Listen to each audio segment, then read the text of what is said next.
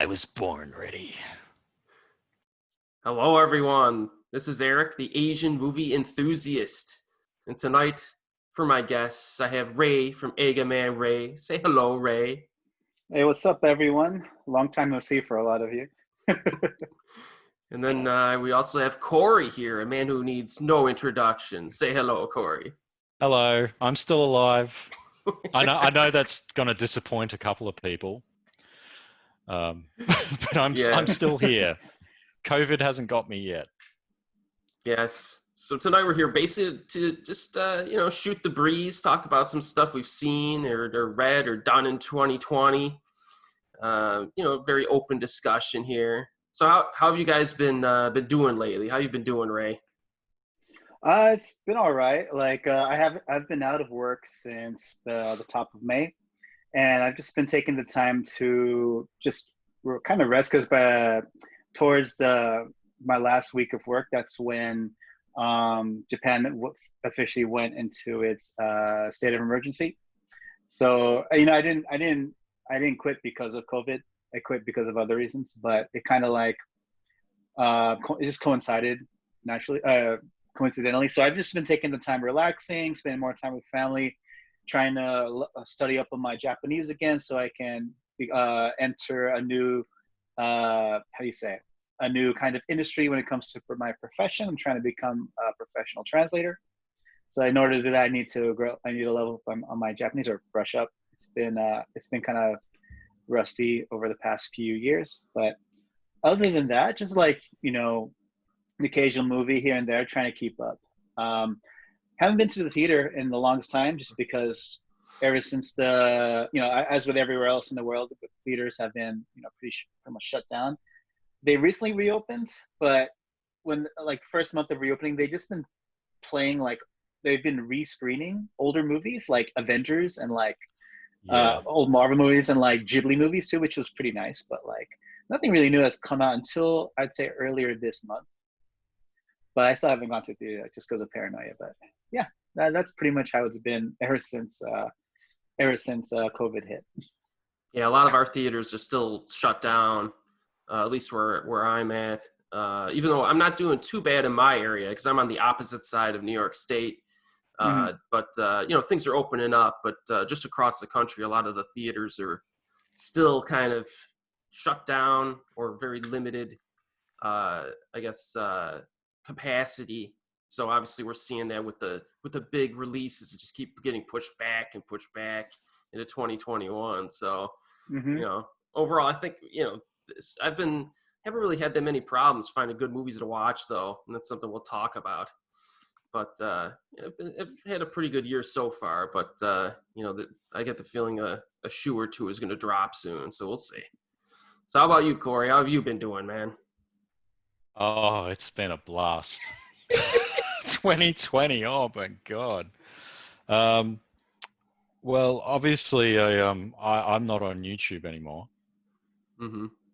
So I think I need to explain that because I was telling you guys I have over 3,000 emails from people, which I haven't read all of them. I've glanced at a couple, and most of them are just like, "Are you okay? Are you coming back?" And I'm fine. I'm not coming back. It's not happening. I've already explained this, but I'll do it again. Why I'm done with YouTube is because I can't.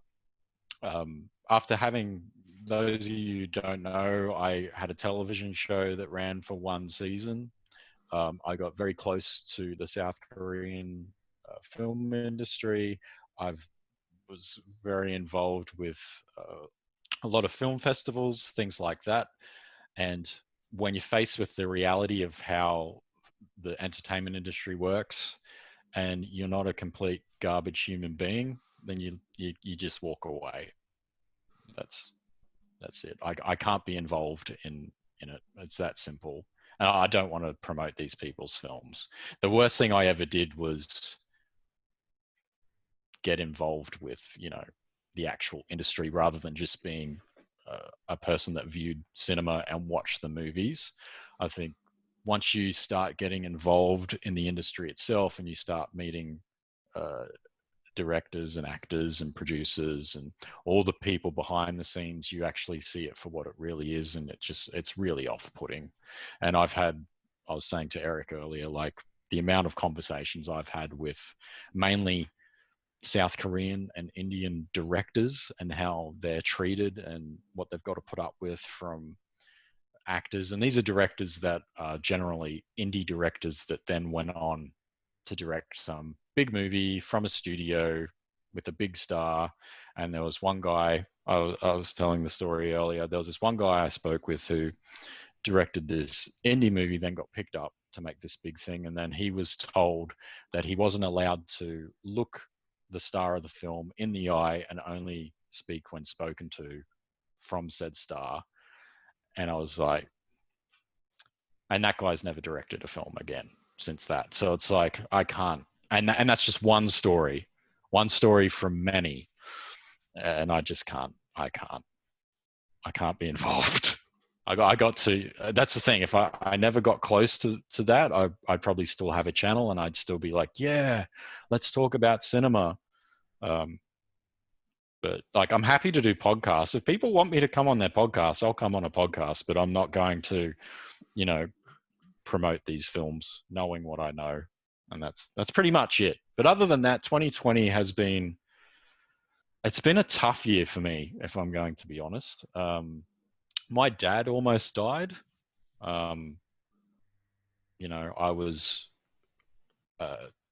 This was, earlier in the year, and it wasn't COVID related. For those who are going, oh, was your dad affected by COVID? He wasn't.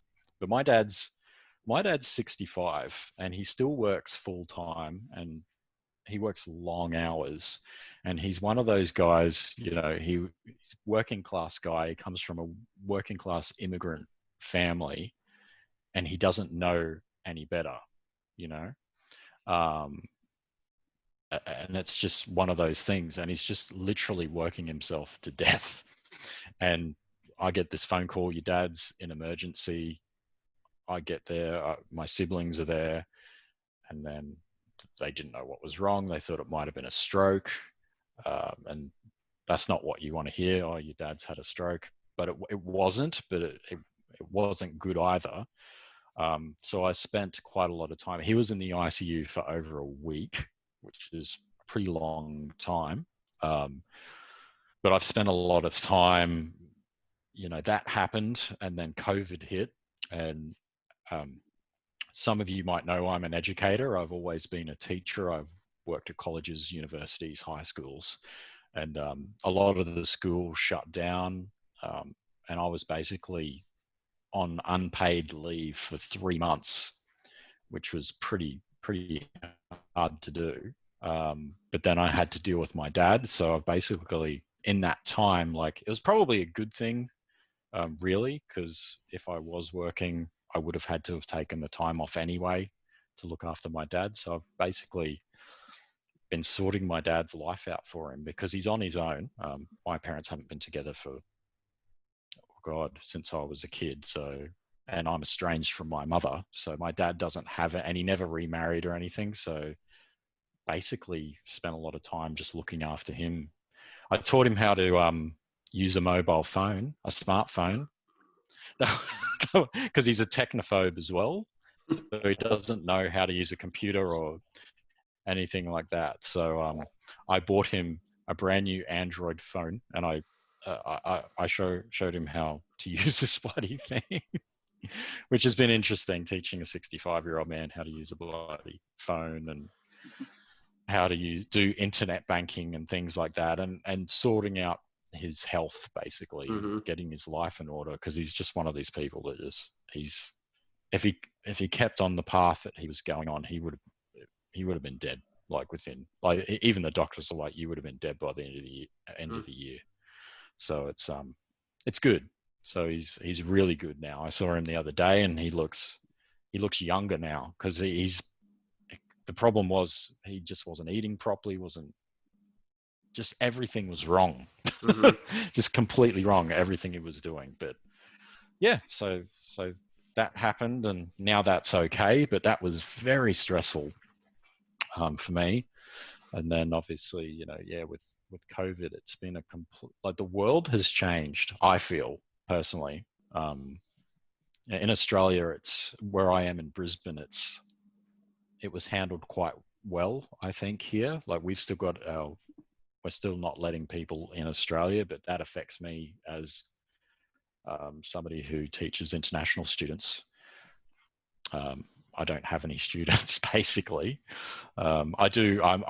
I've started teaching again, but it's online, and it's not as, the classes aren't as full as they would be, if we had students here. But a lot of students come from China to Australia, but obviously there's a lot of tensions with China, with basically every country in the world right now. So I don't know if those students will ever be coming back. I know the Chinese government is basically saying they don't want Chinese students to come to Australia anymore, because Australia is where they stand with the Australian government, where the Australian government stands with how China have not, and this isn't just COVID, this is other stuff, like how they've handled Hong Kong and their re-education camps, and the recent border clash with India, because India and Australia are pretty tight, and the stuff with Hong Kong as well, like Hong Kong, Taiwan, I don't think we'll be getting Chinese students back here anytime soon, but I don't know where they're going to go. Where are they going to go? Russia? Maybe, who knows? But yeah, so other than that, I've just been doing that. I've been getting into I've always been a bit of a gamer, but I mean board games, D&D, that kind of stuff. So I've been painting miniatures again, and just reading a lot, mainly reading. I haven't seen that many movies. I still get the odd screener code. So for those of you who are watching at home, and when YouTubers say, I got a screener, I'll explain to you how it works, because some people might not know. So when you get a screener from a studio or whomever, they you get an email, and then you get a link, and the link takes you to this special website, and then you get a code, and you put in the code, and it's a one-time use thing, and you watch the movie on your laptop, and you can't record the screen or do anything like that. It's basically to stop piracy, because I know they have a lot of issues with that around Oscar time, when you see all the screeners come up on the torrents and stuff. Yeah, I still get the odd screener through, and I did watch one film that a lot of people are super excited for, but I thought was just absolutely awful. An awful film, and that is Peninsula, for those of you who are wondering. And I know a lot of people are excited about that movie, but I've read a few reviews that have come out of Korea, and I've gone on a few like message boards where people are talking about the movie, specifically Koreans, and some of the comments are amazing. There was a lot of people who were like, I'm ashamed for people outside of Korea to watch this film, because it's shameful for Koreans to make something like that after the year they've had, obviously with Parasite doing so well at the box office internationally. Like, I think that's still playing in cinemas here in Australia, even though they closed down. Some of them have opened up again, but like you were saying, Ray, they're just playing older stuff. Mm-hmm. But I think most cinemas are still playing Parasite and Joker. But yeah, obviously with how well Parasite did, I think people had very high hopes for Peninsula, and being the follow-up, or so-called follow-up to Train to Busan. I think a lot of people are very excited for that movie. You'll like the movie if you like those silly, was it Paul? I always get them. Is it Paul W.S. Anderson that does the Resident Evil movies? Oh no, yeah, that's him. But man, you're making that comparison. Oh yeah, that it's not only like that's the level. Yeah, and you can honestly, you watch the trailer, you can see that in the trailer, that it's that level of like that's the level they've put into it. The effects are pretty bad. There are some really cringy moments in the movie. Now, is it as bad as Psychokinesis? That's my question. I think so. Mainly because everyone was excited for the film. When they announced the film was happening, and it was just called Peninsula at that point, and it was like, no, it's not a sequel, it's just set in the same world. And now they've slapped on the Train to Busan Presents, which I think is really odd, because what other movie presents another movie? That's like The Godfather Part 1 presents The Godfather Part 3. You're like, what? But yeah, Psychokinesis is an awful movie, but I think the director is a bit of a one-trick pony. Like, you look at his filmography and you're like, the animation, and I don't like calling cel-shaded CG animation because it looks awful. I don't know if you guys are fans of Berserk, but if anybody's seen the recent Berserk anime series, which is just complete cel-shaded CG, and it's just a shit show. Well, I saw a preview for the new Ghost in the Shell one, and it looked terrible. The animation for that too. I guess it's just cheap, really cheap to do. That's why they do it. But the director of Train to Busan, he's done a few. He did King of Pigs, which was okay. But Seoul Station, which was the prequel to Train to Busan, was one of the worst animated films I've ever seen. Mainly just not just the story, but mainly just the production value. It looked like something a kid made on their laptop. Like, that's how bad the cel shading was in that. Yeah, because his prior anime films were dramas, so he could have like crappy animation. Yeah, with King of Pigs, and what was the other one? I can't remember what that was called. The Fake.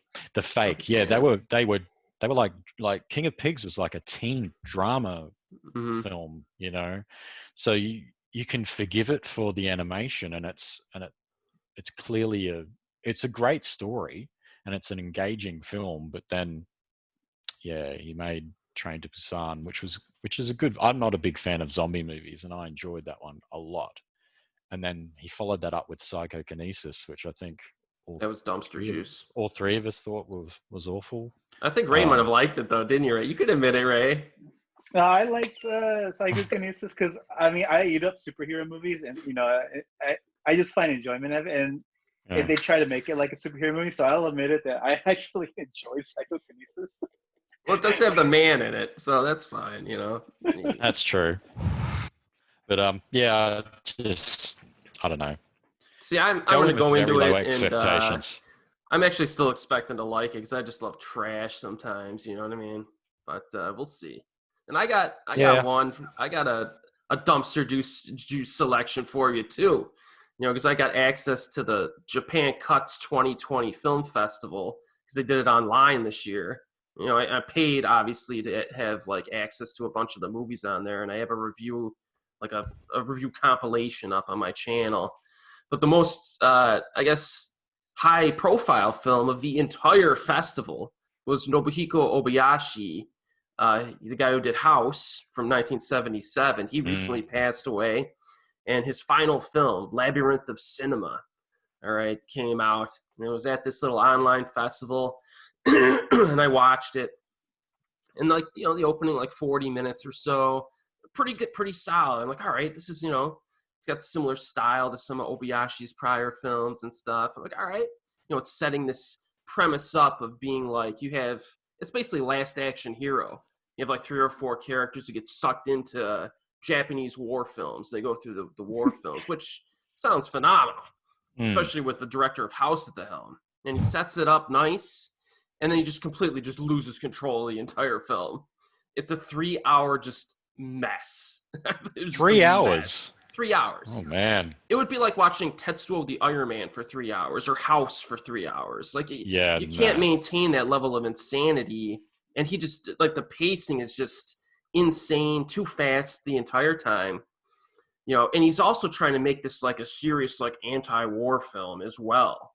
So you have scenes that, there's one scene between an 80-year-old dude and a 20-year-old girl, and it's he's trying to make this dramatically impactful scene, and it's just horrible. It's it's got to be one of the worst scenes in his entire filmography. It's just like you're watching it, like, what is this guy thinking putting this in here? Because it's like an assault sequence that he's playing kind of for laughs, and he's trying to be serious at the same time.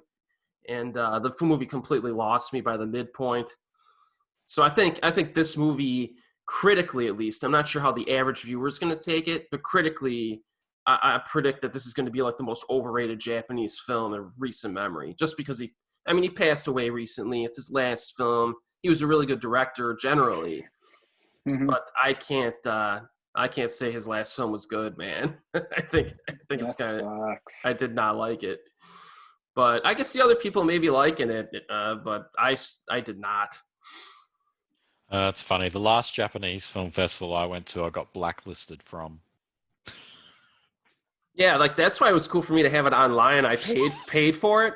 I mentioned in my review, actually, my huge like hour 40-minute multi-review thing. I'm like, when I was just destroying a few of these movies, I'm like, this is why I wouldn't write for like a website, because what if I was assigned this movie to write? Could you like imagine? Well, yeah, exactly. Well, you wouldn't be able to say anything nice about it, and then they wouldn't let you say Probably what you actually not. thought about it. Or you know what I do see sometimes is a website will have a review. It won't give the film a good grade, and then like a week later, someone else will review it and give it a really good. Have you ever seen that before? There's a few websites that are guilty of that. Yeah, it's because they want to make sure they get a positive review out for the film. So, because what happens is you go to these festivals, like I've been to a lot when I did pieces of work. I was going to festivals all the time.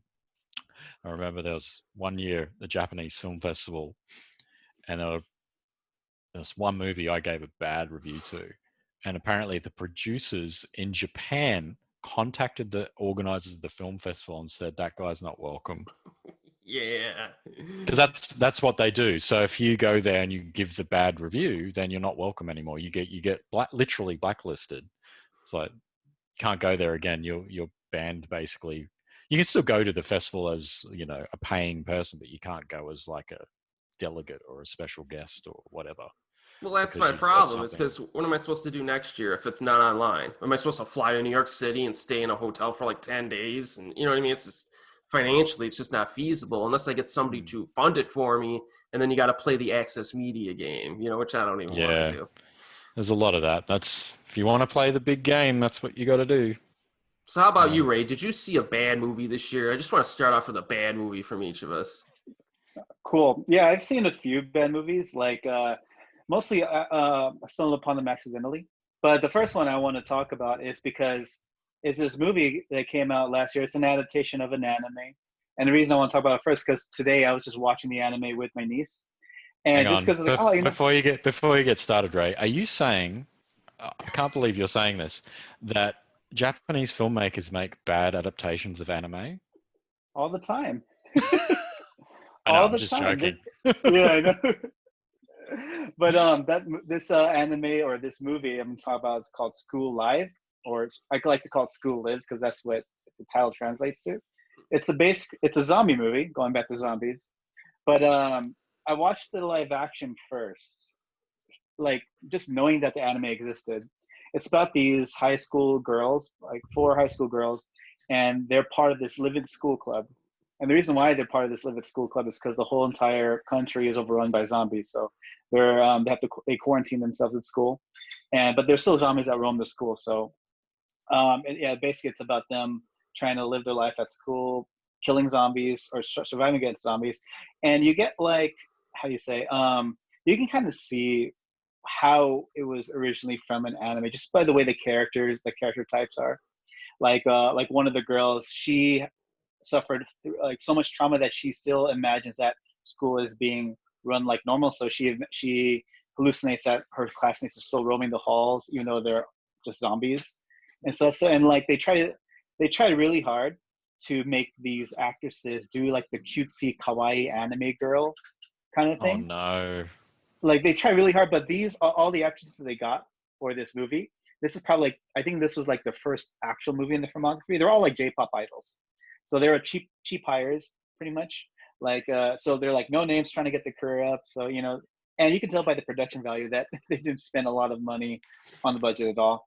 You had a few cool action scenes. If you're like fans of like low budget action cinema from Japan, like it has a few scenes that kind of like caters to that kind of taste. So I thought it was all right, but overall it was just kind of a lackluster experience. Like, yeah, I can see how the source material would have been popular, but then I was scrolling through Netflix with my niece today. Just look, because I love showing them horror movies. Like we just look at random horror movies on Netflix, and it came up on my suggestions list. I'm like, all right, let's check this out. And then we just binged watched like the first 5 episodes. It was like amazing.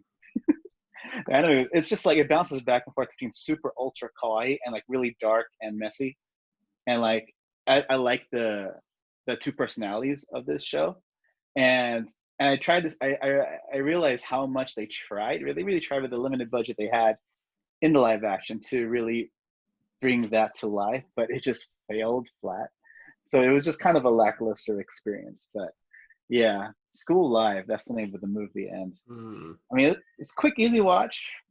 I mean, there's nothing really standoutish about it, because in the end, it just becomes kind of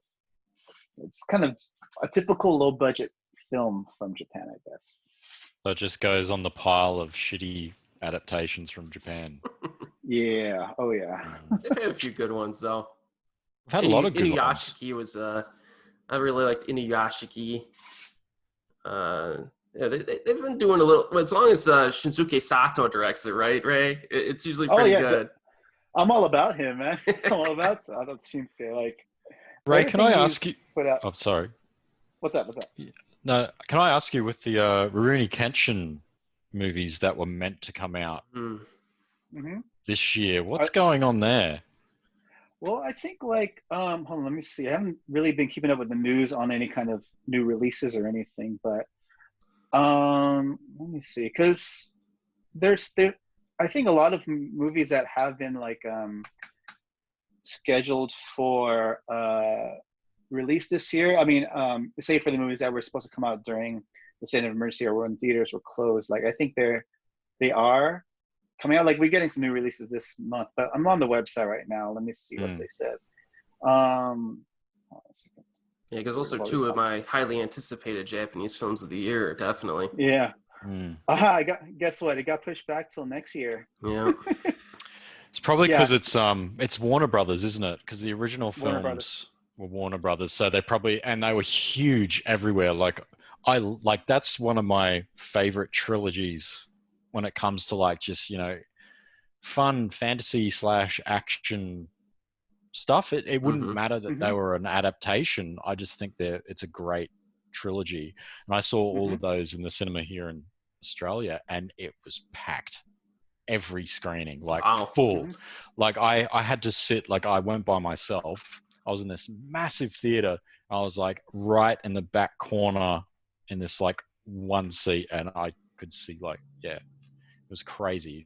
So, and they've got you can tell they're like, the reason I think that trilogy is probably one of the best, like as a whole, adaptations of a manga or an anime. Like, and the reason is because Warner Brothers put a lot of money behind it, and it's all on the screen.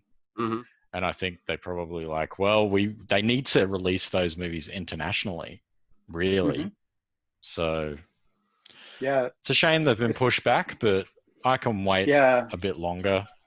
Basically, they got pushed back. Like the time it would have been released this year, it's going to be next year. So May. It looks like mid-May or beginning of May. But yeah, I mean, it's expected. I'll wait for it, especially if it gives them a time to brush up whatever they had. I mean, assuming they are. I don't know. Yeah. The cast. The cast looks cool. Same director too. They got Sonny Chiba's son playing the villain. So that's great.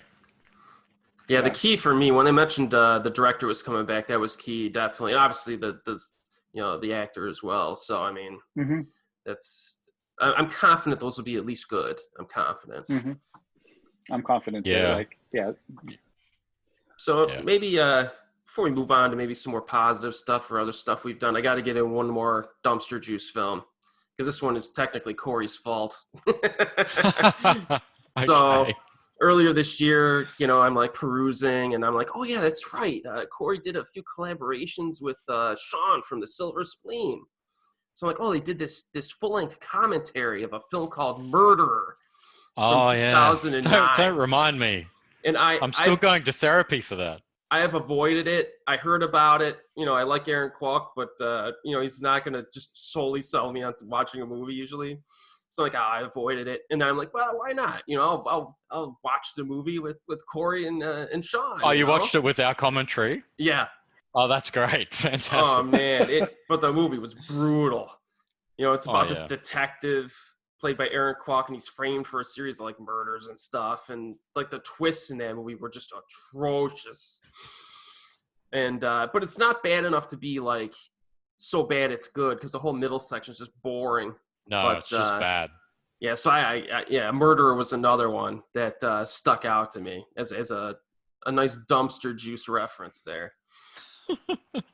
But I'd say, maybe get rolling on maybe some good stuff here. So, did any of you guys, how about you, Corey? Have you seen like a good movie this year that kind of stands out? Not necessarily like a movie from 2020, because we haven't really had any movies being released because that's fine. Pushed Could back. Be from any year. Yeah, so I've just been going through and watching a lot of older stuff. Like, so I read a lot. Like, I read way more than I watch stuff. And I love Japanese authors. So anytime a Japanese author gets something translated into English, I'll be like, I'll buy that and I'll read it. And whether it's a novel or a manga, if it's something I'm interested in, I'll read the whole thing. So what I've been doing recently is I've been going through and reading stuff that is considered, I guess, modern classics, I want to say, from Japan, whether it be a book or a manga. And I've been reading it and then watching the film afterwards. So I started with Battle Royale, which is one of my favorite Japanese films, and I remember reading the original novel, which is like a phone book. It's massive. It's like 700 pages or something. And I remember reading that 20 years ago. It's probably more than it was about 20 years ago, 2000. It was probably earlier than that, but maybe the English translation came out when the movie came out, which was 2000. So I want to say around then. I remember reading it around then. So I haven't read that in 20 years. So I read that again, and then I read the manga adaptation as well, which I believe is 15 volumes, and that's very similar to the book. And I've got to say, after reading both the novel and the 15 issues, the movie is so much better. The book is awful. I had a major problem. Like, you could hear a pin drop. I had a major problem with the writing style of the book. Like, even the way that some characters will talk with a lot of uhs and ums and he'd actually write that into like the dialogue. Yeah, I remember. It there's that. The heck out of me. But what pissed me off is it was just every chapter just followed the same beats. It was, we introduce a character so you start off a chapter and you're introducing this character, then a few pages in, that character's dead, but then you get their backstory about everything, about some time their dad took them to this thing, or their uncle tried to touch them inappropriately or whatever, and you're like, I don't care, you just literally killed this person on the page. Why do I give a shit? And then also or it's the opposite, where it's like you get this massive backstory about some girl who was bullied and she's dead. She's shot in the head with a crossbow. And then it goes back to like the main characters who are, there's the three main characters. I forget their names, but in the film there's the guy and the girl and the guy who's a bit older that's been through the battle before, and they're kind of our main focus. That stuff's fantastic. So basically, when they made the film, they took the book and they just cut out all the fat, which is about 500 pages, and they took the 100 pages of good stuff and they went, let's adapt this into a film, and they somehow managed to make an absolute classic. Like, I think Battle Royale is it's definitely one of my favorite Japanese films ever made. But the fact that they managed to make that film based on the source, like for people who haven't read the source material, if you don't want to read the novel, read the manga, but you'll see, you'll be like, you get to a point where you're like, why am I even reading this? Mm-hmm. Because I don't care. It's like, next chapter, again, some kid who used to play violin and he was picked on by the bullies, and then at the end of the chapter he gets shot 25 times, and then it's not good. The only thing I kind of liked a little bit better than the movie was the finale. Seemed like more high octane in the book, where Yes, they were driving the cars definitely through the forest. Yeah, but other than most that, definitely. The movie's definitely superior. Did Yeah. you happen to read any of the stuff, Ray, for Battle Royale, or just the movie? I've read like maybe half of the manga. I went through a phase when I just bought every kind of manga left and right off of the shelves of Borders, a little bit before I graduated from university. But that's pretty much it. One of my best friends in college actually swore by the book too, so it's interesting to hear you guys just dump on the novel, because one of my friends, well, at the time, this was like, how long ago? More than 15 years ago. He swore by the book. He was like, "This is my favorite novel of all time," and he's an English major too. So I mean, he read books like regularly. So I don't know. It's kind of eye opening to me. It's like, oh man, it'd be interesting see if he still thinks that way though. If he read it now, 15 years later, because like I said, I read it 20 years ago or whatever, and I probably loved it and thought it was the most amazing thing. And now reading it again, after seeing the movie a million times and just really analyzing the writing style, and you're just like, oh my god, this is the fact that they managed to get that film out of that book is a pretty amazing feat. So I did that, and then the next one was Ichi the Killer. So I read the manga that was based on. I read the manga, and then there are a couple of 40-minute short movie like manga adaptations, but they're kind of more like a sequel than they are an adaptation of the book. And then I watched the Miike film, and it's a fantastic adaptation. It's really good. It's really well done. Obviously, it's condensed because he's taking again 15 volumes of a manga and then condensing it into a 2-hour film. But he did a really good job of it, and you can tell with that movie, and that's one of the classics of his filmography, I think a lot of people would say. And you can really tell when he cares about something. The other one I remember too was another Miike one, Lesson of the Evil. I read. So it was a scanlation because they only ever released it in, I think, Germany, Spain, and Japan, and that's quite common with a lot of stuff that I've tried to get. Well, it was the same with Museum, right? Yeah, Museum was the same. I read that as well. And that kind of, like the film, goes off the rails. But yeah, Ichi the Killer is really well done, and Lesson of the Evil is really well done as well.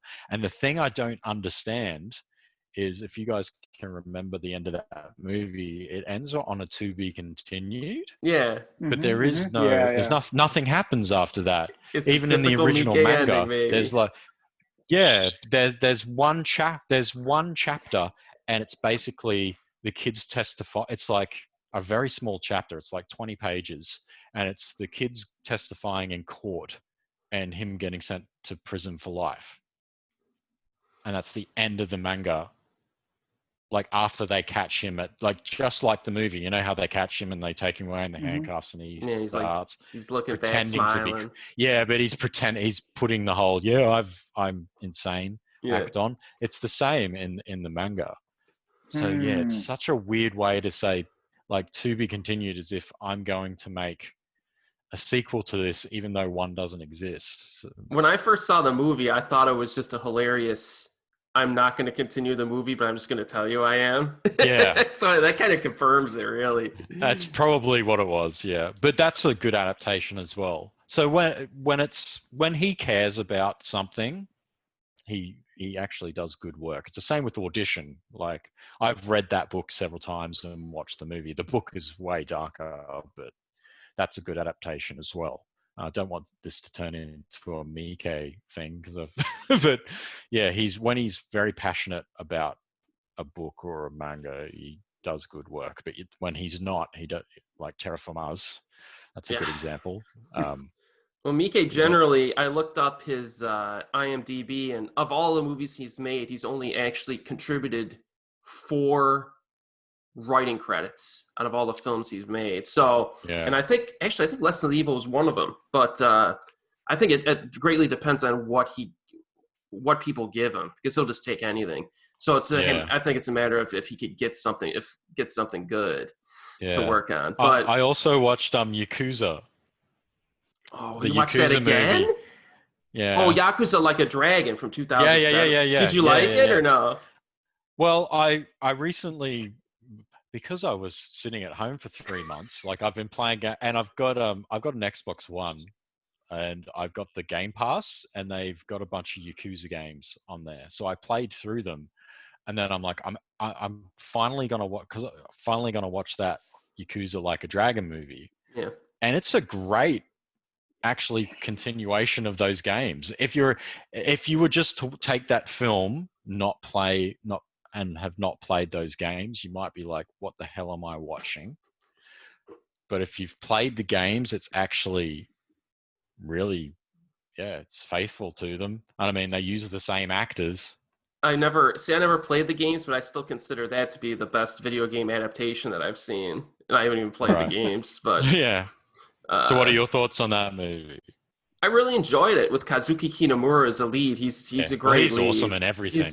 Oh yeah, he definitely just carries that. And I like the supporting characters a lot. It's just a lot of, I like the dude with the baseball bat. They did a Raid 2 before the Raid 2 existed in one scene there. But it was a cool flick, man. Good pacing. And that's a good. There's some moments in there that are outrageous, but it's like, well, that's the game. That's the game. Have you played the games, Ray? I know they're big in Japan, obviously. They're huge here. I've not played it, but I mean, all my other gamer friends have. So it's like all the media and all the ideas I have about, or my impressions about the Yakuza series are because of those friends, and they absolutely love them. The only exposure I've had to how you say, as far as the games I've played when it comes to the Yakuza characters, they're part of a crossover on the 3DS called Project X Zone. It's like a turn-based strategy RPG featuring characters from Namco, Capcom, and Sega.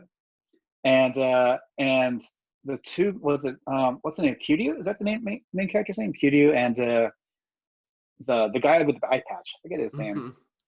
But they were like, you play in pairs, like, and those two characters were like in a pair. So you go through their kind of side stories too. That was the only personal exposure I had for those characters. And I played this game that they were in like years after I had watched the Yakuza movie. And when I admittedly, when I watched the Yakuza movie, I had no idea what was happening.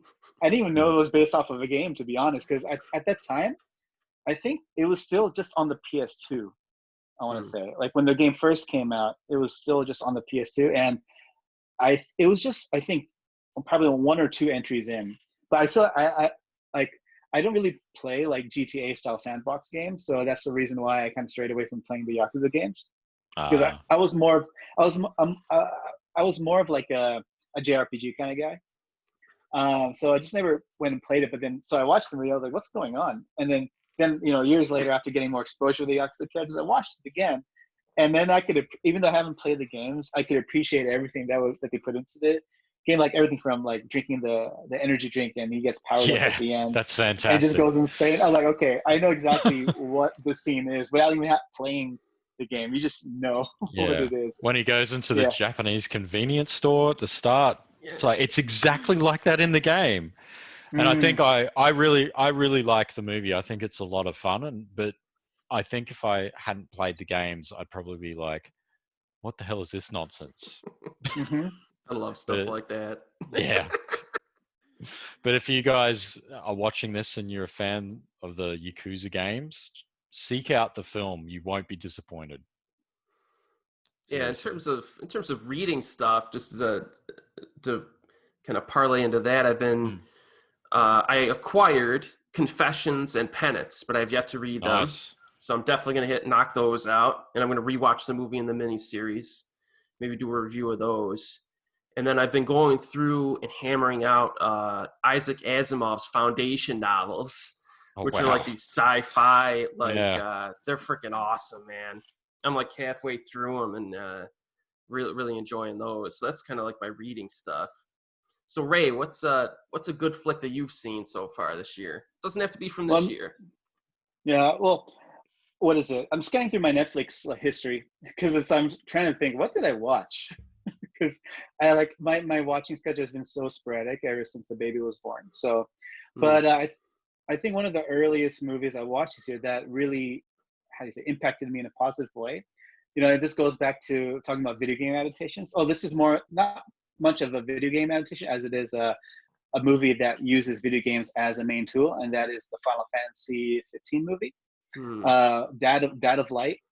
It's a family drama, and I was like, oh, you know, I've been seeing a lot of marketing of this, just like going around, but mostly for the Netflix TV series. So, but I rented the movie from the DVD store because like, oh, I'm seeing this, let's check it out, and I watched it. It was a lot of fun. It's basically about this son and dad. They don't have the best of relationships because dad was a workaholic until retiring, and you know, so like probably the fondest memories that the son had of the dad was when he was still in primary school and they were playing the original Final Fantasy game on the Nintendo. But ever since then, their relationship was kind of like taking a nosedive. But dad retires suddenly, and so dad's just at home all day. So the son tries to repair the relationship, or rather enacts a plan to repair the relationship by getting him a PlayStation 4 and getting him a Final Fantasy 15 account, which is an online RPG. And his plan is that he would basically interact with his dad without revealing his identity, and they would go on all these missions together. You know, they would explore the world together, and then just basically mend the relationship that way. And then eventually, like, he'd reveal to his dad that, oh, it was actually me, your son, playing with you this whole time.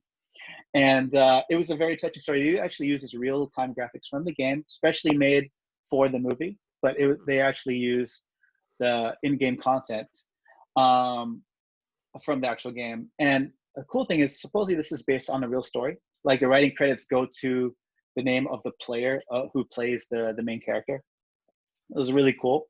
So, and it had the main stars, Sakaguchi Kentaro and Yoshida Kotaro, and they really good together. You know, this dad, he doesn't know how to play games, but suddenly he's like really involved, really hooked into this online RPG. So it's a really fun, lighthearted, and also very heartwarming story. And so after watching the movie, I binge watched the series on Netflix. So I think that's what most of the world had watched before the movie came out, because I think when I reviewed the movie, not many people were aware that there was an actual movie. They just knew that there was a Netflix TV series. I just thought that was a TV series. Yeah. Like, I think the movie didn't have as much fanfare as the TV series, but the TV series, I didn't enjoy it as much as the movie. I thought the movie was a lot more, how you say, energetic, a lot more fun. But granted, I'm pretty sure the Netflix series was probably closer to the actual story because a lot of things were changed up in the movie, I guess, to make it more theatrical. Like the son they gave him like a sister in the movie, and she had her own kind of side story that involved her getting closer to her dad again too. There are a lot of things like that I think they just added in for the sake of having the movie not only be different but also be better suited, like, for the format, I guess. And I don't really like Chiba Yuda, the guy they played to do the main dude in the TV series. I thought he was kind of flat compared to Sakaguchi in the movie. I do like Osugi Ren, who played the dad, though, in the TV series. You know, I mean, he's a fantastic actor. But I just thought that overall the movie was a lot better. So I think, yeah, just scrolling through my Netflix, because that was like the first movie I think I saw this year that had that kind of impact on me. Like, wow, this is a Excellent movie. It came out last year technically too, I think, but I didn't catch it until this year on DVD. Nice. Cool. I'll have to check that one out. One that stuck out to me, I just saw a few weeks ago, a Chinese film from last year. It's a movie called Better Days. It's a dramatic thriller. And you have this girl who's bullied. She's targeted by bullies. There's like a month away from her taking like the college entrance exam. Her mother is kind of a low-key con artist, so she's taking blowback from that. And she meets this delinquent, this guy that's a little bit older than her. And they basically form like a bond, and he agrees to kind of protect her from these bullies. And the movie like starts out that way. And I thought it was just a fantastic film. Like it gets pretty dramatically intense at times. It's kind of gritty and dark. And the lead actress is Zhou Dongyu, who Zhang Yimou hired when he made Under the Hawthorn Tree way back in the day. And over the past decade, from what I've seen from her, I think at this point, she's one of the best actresses in the world. I think she's, in this movie, it's just, her performance is just ridiculous. And it goes through and, like, it's very smartly written. It doesn't go for, like, the easy, low-hanging fruit. Like, in this film, like, the teachers and the cops actually care about stopping the bullies, where in a lot of cases, you know, you get that contrivance where they're either not around or nobody cares at all. But they don't do that here. And I highly recommend this for anybody who hasn't seen it. It's just, I thought it was really kind of impactful. And that's one of the better films I've seen over the past few months. Sounds good. Yeah. Where can we watch that if we want to watch that? That one's on Amazon streaming in the United States. Okay. So I'm assuming maybe it'll be on Amazon elsewhere. Cool. Yeah. Another thing I did was I went through and I'll say it. My favorite director is John Carpenter.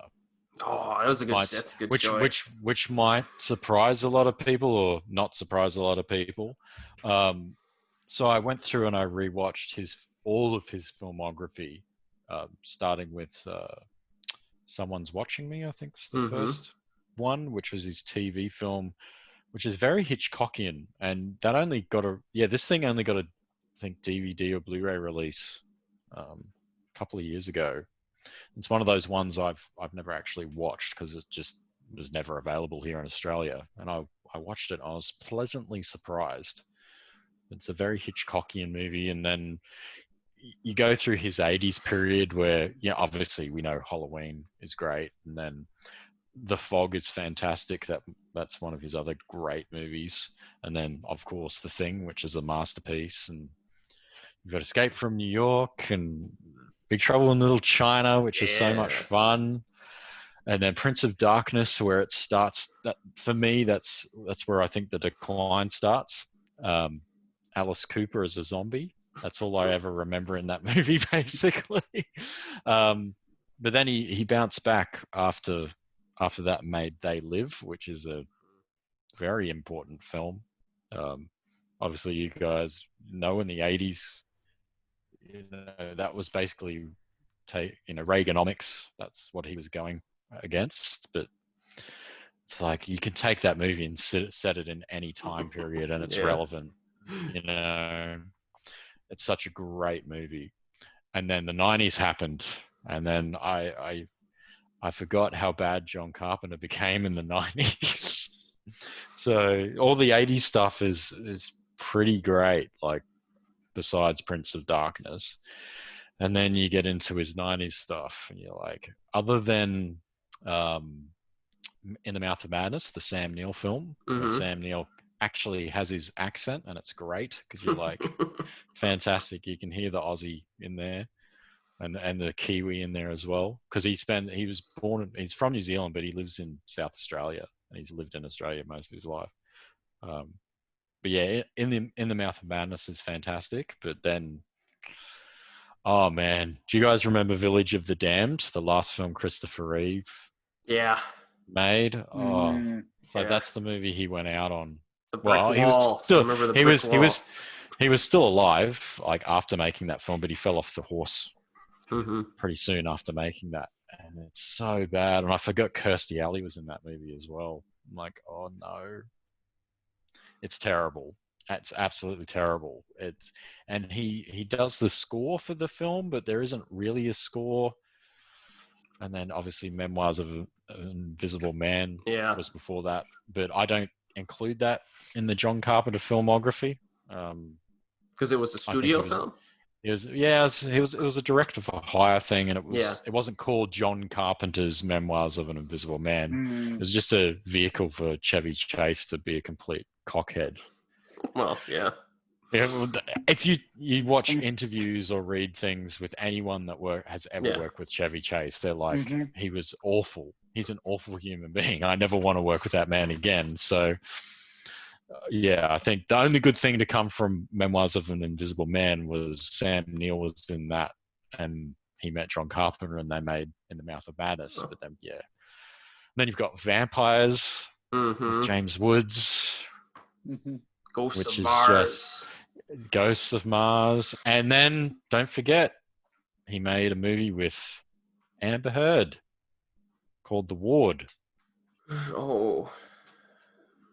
Has anybody seen that? Was that a Masters of Horror thing or something? No, it was a theatrically released John Carpenter. Again, it wasn't called John Carpenter's The Ward. It was just called The Ward, and it could have been directed by anyone.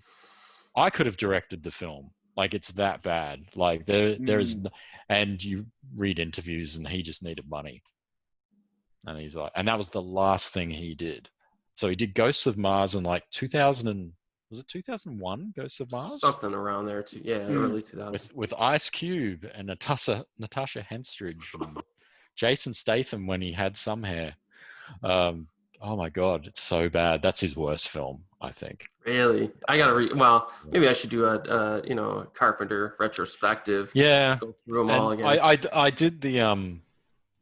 I did the 2 Masters of Horror episodes. So Cigarette Burns, the one with Norman Reedus, which is basically just a remake of that Roman Polanski film with Johnny Depp, The Ninth Gate, where he's the bookseller and he's got to find the book that's linked to Satan or whatever. And basically Cigarette Burns is the same story. Like,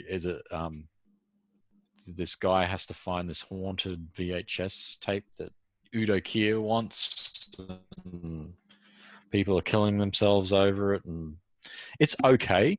And then the other Masters of Horror that he did was the one with Ron Perlman. Oh my God, was it's it so Peltz bad. or? No, it's the one where Ron Perlman wants his daughter to have an abortion, and he takes her to the abortion clinic, and she's going to have Satan's baby or some shit. It's so bad. It's so bad. And then during that phase of doing Masters of Horror, I watched. I had to buy it on DVD. I found somebody selling it. It's the Miike version. Imprint. Which I believe was never released in the US. It was released, it just wasn't broadcast. It wasn't broadcast, yes. So that's the notorious episode of Masters of Horror. It wasn't broadcast anywhere, even in Australia. And I had to get a copy on DVD. And I remember it was one of those things where I had it on DVD years ago, and then I must have given it to somebody or sold it or whatever, and then I bought another copy to watch it again, because finding stuff like that, is very hard. So I found somebody selling one on eBay, and I'm like, all right, I want to watch that again, because when you buy the Masters of Horror box set, it's not in there, not included. It's this thing they don't want tainting Masters of Horror, but it's like the best episode. Yeah. The only thing I don't like, well, Billy Driggle's performance is a bit off. He's awful in the film. They could have got, I don't know, part of me is like, was he doing a David Carradine where he was like just drunk the entire time? I met this girl in Japan. It's like, Yeah, he's awful. And the animatronic hand is a bit comical. But there's stuff like the stuff with the aborted fetuses, that stuff, typical Miike. Yeah. See, when you went through your Carpenter retrospective, that he's very high on my list of favorite directors, way high. Another guy who had a similar career path is Dario Argento, who I really love too. 70s, 80s, he was pretty much money for a while. And then you've got a movie like Dracula 3D. Oh man, because I went through like a few years ago, and even I like some of his 90s stuff, like Stendhal Syndrome and Trauma. I like, but even then, you could see that starting to come off the wheels. And then he did Giallo, the movie called Giallo, which was bad, and then Dracula. Is that the Adrian Brody one? Yeah. Yeah. And then Dracula was just and the Dracula one, but Dracula had like, is it Thomas Kretschmann was Dracula in that? Yeah. He's a great actor. Yeah, that's actually one of those kind of, you need to watch it if you're an Argento fan just to see how far he's fallen. And I don't think Carpenter has fallen that far. Yeah. I think Argento is, because Suspiria, I rewatched Suspiria because I watched the remake recently as well. I thought it was pretty good. Because I've got Amazon Prime, and in Australia it was released as an Amazon Prime thing. I don't know if that was the case in the States as well or in Japan. But it was doing this weird thing with my subtitles, like because half the film's in German, so the subtitles were, I don't know, it might have been the app that I had or something. So I just went out. I'm like, I really want to watch this movie without having issues with the digital subtitles screwing up all the time on the Amazon app. So I'm like, I'll just go out and buy it on Blu-ray and watch it. And I really liked it. I thought it was a great remake because it did something. It took a similar story and just changed it. And they're both fantastic films, but they're both so different with the way that they're shot.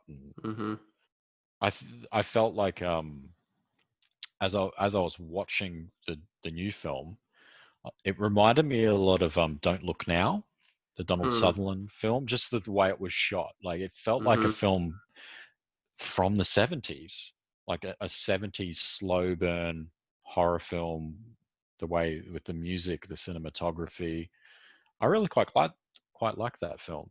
Yeah, and the director went to the exact opposite of the spectrum in terms of the visuals. He went for like colder or like winter colors instead of the Crayola splashes. Yeah. So it makes sense because when it's set around like the Berlin Wall and so it works. Sorry, Ray. I feel like we're keeping Ray out of the conversation. Sorry, mate. That's all right. No, it's fine. I actually get to learn a lot of a lot of new movies from you guys too. So, any other good stuff you've seen, Ray? It comes to mind. I'd say probably one of the more recent movies I've watched within this past month is the latest Tanada Yuki movie, which I think just got released on Netflix internationally. I know it's on Netflix in Japan, but it's called Romance Doll. And what is it? At first, before I watched it, I rented the DVD. Before reading any kind of synopsis, just by judging the child, I thought it was going to be like another Air Doll. Remember that Corrie movie? I thought it'd be something like that, but it was actually like I've only seen a few of other Tanada Yuki's other movies, like My Dad and Mr. Ito. I really enjoyed that one. I also saw that this year too. I guess I can talk about that one too. But what I like about, as far as the Tanada Yuki movies I've seen so far, it's like the characters feel very, how do you say it? They're very easy to connect to. Like every character is like they're definitely well-rounded, definitely three-dimensional, and everyone's flawed in a very relatable way. Like My Dad and Mr. Ito, it's about who was in it? Ueno Juri and Lily Frankie, where they played a young couple, like they're like 20 years apart, but they live together. But then suddenly Ueno Juri gets a call that her dad basically is getting kicked out of his son's house because his dad is like this cranky old dude that nobody wants to live with. So he's been charged, or like one of Juri's character has been charged with watching him. And this is this dynamic in this one small apartment. You have Lily Frankie and Win and Jury, 20 years apart, but boyfriend and girlfriend. And then dad, who's a little bit older than Lily Frankie. Who plays the dad? Hold on, My Dad and Mr. Ito. Yeah, I'm trying to bring like it up. If you have seen Ryuzo and the Seven Henchmen, like he's the guy. Oh, Fuji Tatsuya, yeah. If you ever seen the Beat Takeshi movie, Ryuzo and the Seven Henchmen, he plays like the lead Yakuza. But it's just a fun movie. Like you have like the dad who can't really connect with, and you have Mr. Ito and played by Lily Frank. He's like Lily Frank is the same character in every movie he plays. I feel like he's like probably the actor, although you see him, he's probably entertaining, but he never changes. It's always Lily Frankie in some way, shape, or form. And it's the same case here. But at first he's kind of like the oddball, but then he's the one who really is the catalyst in reconnecting Wenojuri with her dad. And it's a really fantastic story about rebuilding broken relationships. But with Romance Doll, that's Tanarayuki's most recent movie. It's with Takahashi Issei and Aoyu. And so I was like, the whole time I'm thinking, oh, watch, Aoyu's gonna be like, he's gonna be a doll, a sex doll. It's about a sex doll maker, basically. Takahashi Issei, he's this dude who needs some money, but he has a background in sculpture. I think that's what he studied at university. So he gets this job as a sculptor for sex dolls. And these are not just any kind of sex dolls, but you know how Japan has that kind of the real doll, not reputation. Yeah, those kinds of things. It's that kind of world. It's pretty interesting because you get a little bit of insight on how the process works. So, it's like he goes to his job interview. It's like in this ghetto-looking factory, but then you get to see like some of the craftsmanship going into it, and the ideation is actually pretty interesting from that aspect. But he meets Aoyu's character because they need a model to basically let them cast a mold of realistic boobs. And that's how they first meet. And then Takashi Issei instantly falls in love with her, and that's how it starts. So it's a romantic drama at heart, and it has like this whole background of the sex doll industry to kind of like to give it personality. But then it really dives into really dramatic territory. Like the relationship turns into marriage, and it's definitely far from a perfect marriage. And it's the same reason why I liked My Dad and Mr. Ito as far as the way the characters were. I also liked with Romance Doll, like the characters, they're far from perfect. They all have their flaws, and it's really easy to connect to these guys. I mean, me as a married man, I found it a lot of things to connect with Takashi Issei's character. Like, oh man, I totally understand. And my wife was watching right next to me. It's like, yeah, you guys better learn from that, And and the way the story went, it kind of was like the way, I don't want to give any information in case you guys want to watch. The way it ended, it was kind of like somewhere near half of where I predicted, and also half of like that came unexpected. So it was really nice the way everything. It was kind of nice, but at the same time kind of weird. Like the ending ended it kind of really weird if you were to look at it from different points of view. Ended kind of weird, but it kind of like, how do you say, with a lot of heart. That's all I'll say. But overall, I really enjoyed Romance Doll for the same reason I enjoyed My Dad and Mr. Ito, just because the characters were really strong and easy to connect to. I'm really happy that I've always been frustrated with Yu Aoi's career because she's always been really good, but always taking supporting roles. But it seems like in recent years, with stuff like Birds Without Names and like Killing and stuff like that, she seems to be getting maybe even more attention, or at least more higher profile like character roles, which I'm really happy about. So I want to see. Yeah, like she made news earlier this year when she got married. She got married to, like, he's not a comedian, but he's like a comedic personality. What's his name? Yama-chan is like what everyone calls him. But if you guys ever watch Terrace House, he's one of the commentators.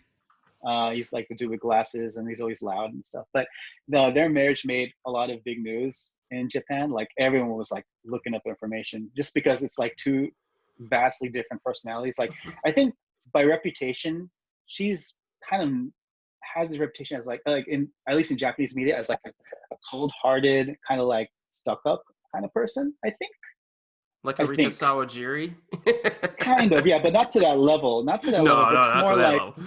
not to that level. But yeah, she kind of just talk with my wife. Just I think she kind of has that kind of reputation within Japan. I mean, us internationally, we see her movies and we're like, man, she's a fantastic actress.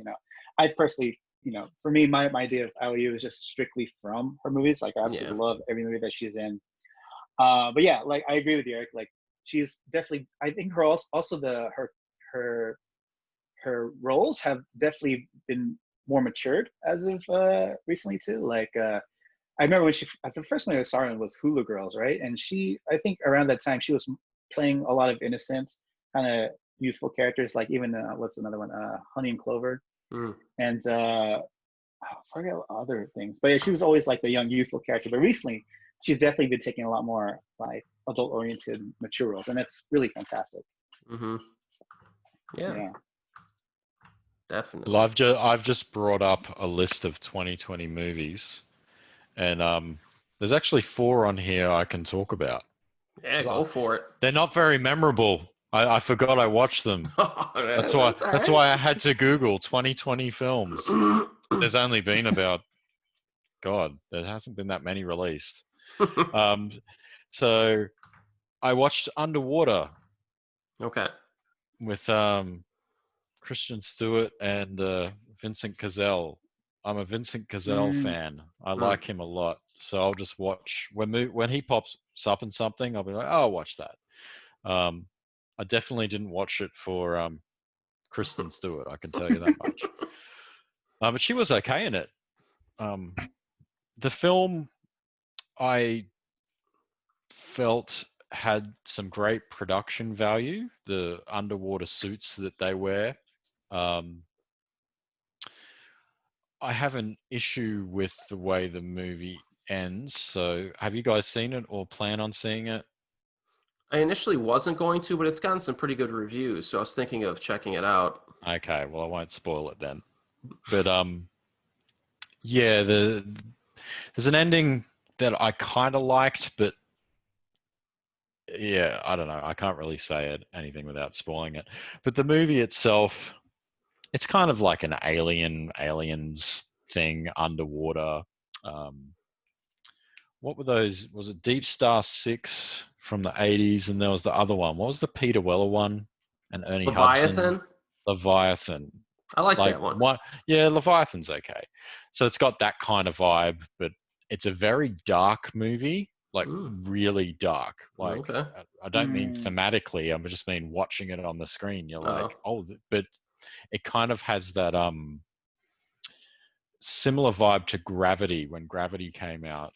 I remember that's one of those movies I've not watched since seeing it in the theater. I saw it on a massive screen, and you had that feel that you were in space with these people.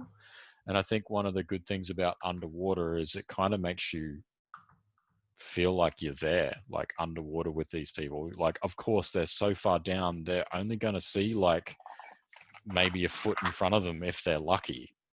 So of course it's going to be dark, and you don't really know what's in the darkness. But for like a B grade sci-fi horror thing, it's actually worth checking out, I think.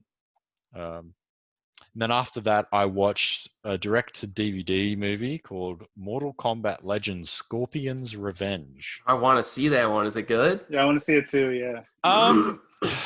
Here's the thing: Warner Brothers animation, Warner Brothers and DC, all those animated films are much better than the theatrical films that they put out under those same banners, but they don't give these people any money.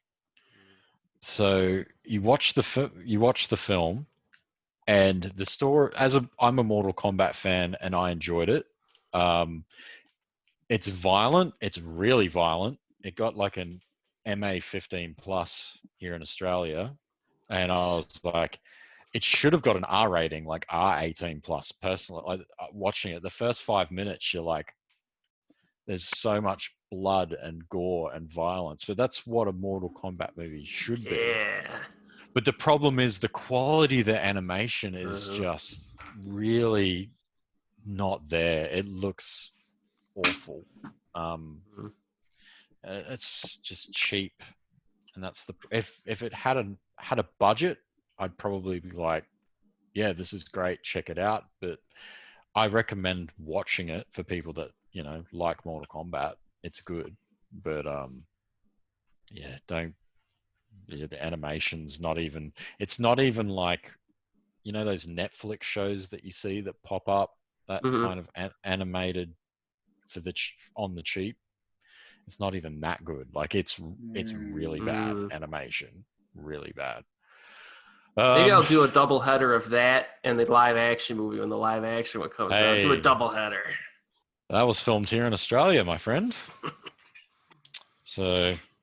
And it's got a great cast, so I'm looking forward to that one. I just hope it's R-rated. And the first time director Did James Wan produce it? I saw his name attached. It's most likely. I think he's got. I know Lee Winnell's been doing a lot recently, and his next movie I'm going to talk about. His latest I'll talk about next because I watched that. But yeah, I wouldn't be surprised if James Wan produced it because he'd probably have a production. He's Australian, so he'd have a production company here somewhere. And the Australian government, because our states are open. Like I know Queensland, we're open, and I think they're trying to get a lot of international movies to shoot here because a lot of movies can't shoot anywhere. But they're saying come to Queensland because we've got a history of big blockbuster movies being shot here. But anyway, yeah, moving on to Invisible Man, Lee Winnell's third feature film, I believe, because he did one of the Insidious movies, and then he did Upgrade, which was pretty good, actually. Yeah, I like that one. I didn't like The Invisible Man. I know it got rave reviews. It felt like a Lifetime TV movie. About the battered woman who's trying to get away from her husband, and it just, the horror elements are dumb. The way it's basically if Elon Musk was abusive to his girlfriend, the movie. Right. You've got this rich guy who develops tech, and he develops an invisible suit, and he dies. To not spoil it, that's not a spoiler because it happens in the first 10 minutes. But the thing that took me out of the movie almost immediately. So within the first 10, the setup for the movie's fantastic. It's her trying to escape. Have you seen it? Yeah. Yeah, so she's trying to. Oh, you've both seen it, so I don't have to. I can spoil it then. Spoiler alert. Because I don't care about the people watching. No, I'm just joking. And I'm sure most people have watched it. Yeah, most people. Yeah. Yeah, there's nothing to watch, and it was on demand, and most people watched it. But it went, that opening sequence where she's escaping from the compound's fantastic. Yeah. It's really on the edge of your seat. Well done. But then when he dies, she goes to collect her inheritance. And personally, I'm like, well, why would you do that if you were abused by this guy so badly? Why would you go back and take his money? You'd probably want nothing to do with his family or anything. You'd walk away, and then she takes his money, and I was just like, that doesn't make sense to me. And then the film, there's a point in the movie where I was like, oh, okay, it's finished. And then it had another half an hour to go. And I was like, just the pacing's really bad. Really bad. But yeah, it's I don't know. I remember those movies. Remember those movies from the 90s, like Single White Female? Yeah. And Sleeping with the Enemy, the Julia Roberts one, and The Hand That Rocks the Cradle. It was like one of those movies, but it just happened to have an invisible man in the last, act of the film when it turned into complete schlock, but I didn't care for it. It's like over 2 hours. Why does an Invisible Man movie need to be like 2 hours and 10 minutes long? It doesn't make sense to me.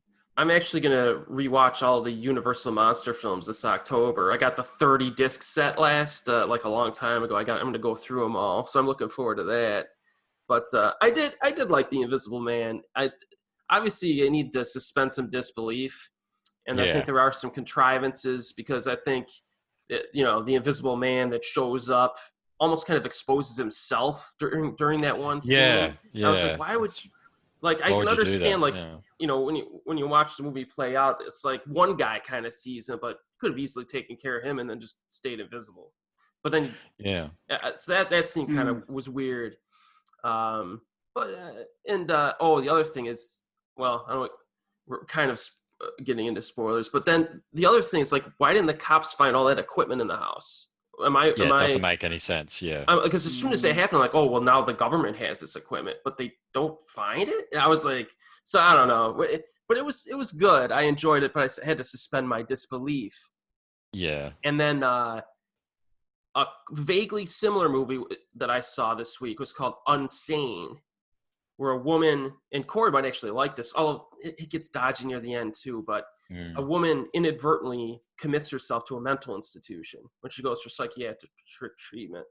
And she thinks her stalker's in the building at the psych ward. But you might want to check that out. But again, the ending's dodgy on that one too. What were your thoughts, Ray, on Invisible Man? I generally liked it too. Like, I could see everything that you guys are saying as far as, kind of suspend your disbelief, how it feels like one of those.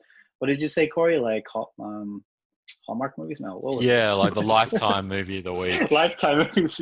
I can see that, and I didn't mind it as much. I did I thought it was interesting, like what they try to do. Like, is she imagining that that he's around, but by the title that he is around. But I like that kind of, and then when it got into, I have mixed feelings about it going really sci-fi because I remember watching the original movies and like a lot of movies that came out there. Like I enjoyed Hollow Man, with Kevin Bacon. That was a fun kind Paul Verhoeven film. Fantastic. So like, what is it? I enjoyed like all those old Universal monsters too. I've seen them all, at least I can remember. So I felt kind of weird that I was like, oh man, it's like Iron Man, but if he turned into into a psychopath. That's exactly what it is. Yeah. So it's like I have mixed feelings about it being like that, rather than like the old formula, like a mad scientist injects himself or uses this new discovery to make him to indulge into his madness or something. It was. I just went along with it. I had fun with what was presented.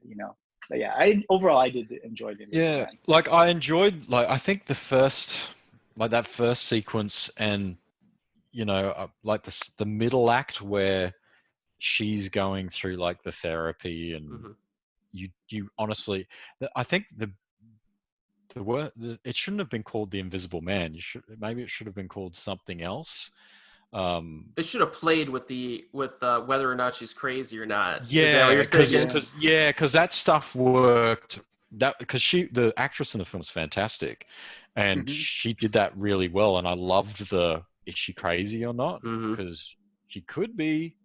Like, you don't know. And I really liked that angle. But we know there's an Invisible Man because it's called The Invisible Man. They show off the suit and all that stuff, and you see the knife floating in the air and all that stuff. And it's kind of like, oh, this would have worked so much better without the schlock, I think. Because it does turn into complete schlock in the end. Once, what is it? He gets the paint on him, and suddenly the paint's off the suit.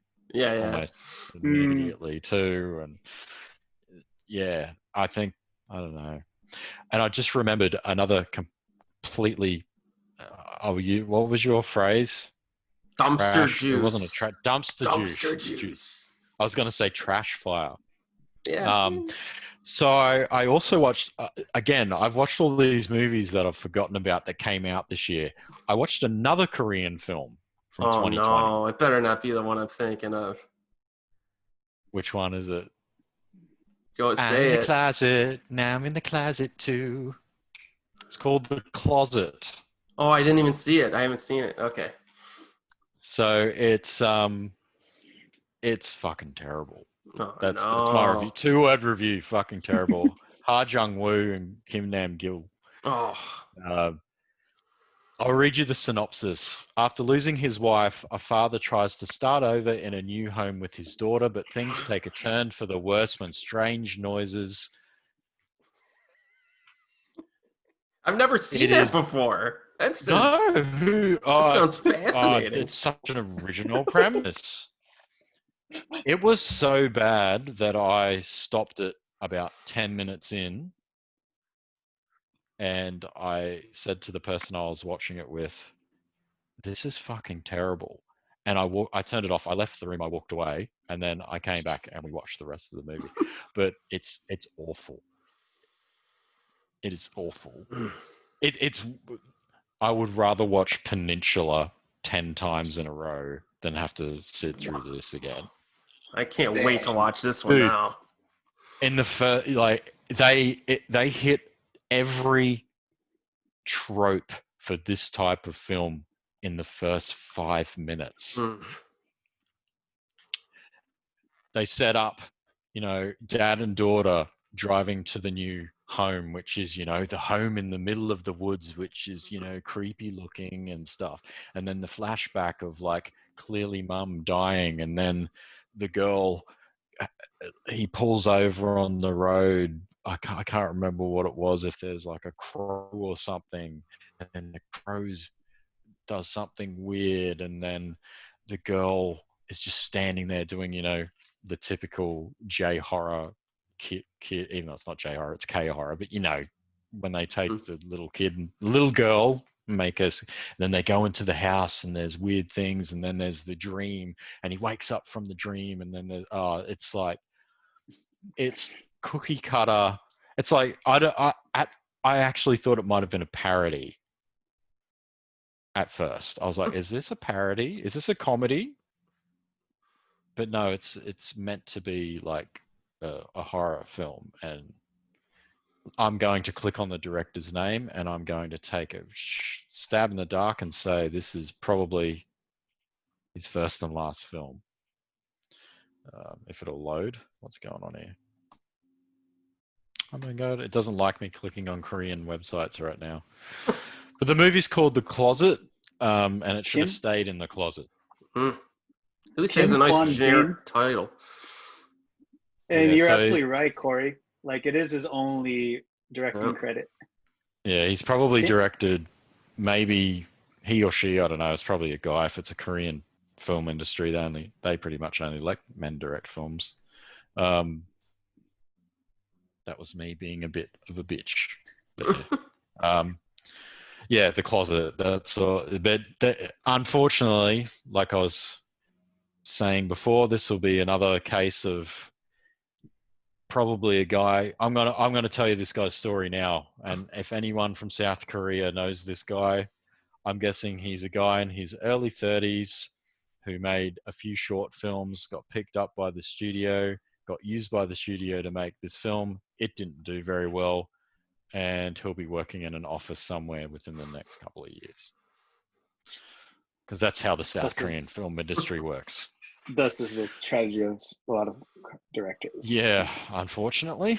And I've spoken to so many directors that have that story. So that one just come to mind. And another movie that I watched, I know we spoke about Battle Royale earlier, but anytime there's a Battle Royale-esque style of film, I can't help but watch. So a movie came out, and according to, I believe it's a Blumhouse movie, they tried to say it's the most controversial film of all time, which I think is absolutely hilarious if you look at the posters for this thing. And it's called The Hunt. Oh, I heard that movie, but I I never about watched that movie. I really want to watch it, actually. The most talked about movie of the year, apparently. Righto. I think they tried to... I think a bunch of conservatives in America tried to have the movie banned, or I don't know if it was the other way around. But someone, because, you know, two sides of the same coin, these people. You got people on the left and people on the right that, I want this band, and then these people complain that these people want this thing banned, but then these people want this thing banned, and then there's plenty of YouTubers out there if you want to watch them.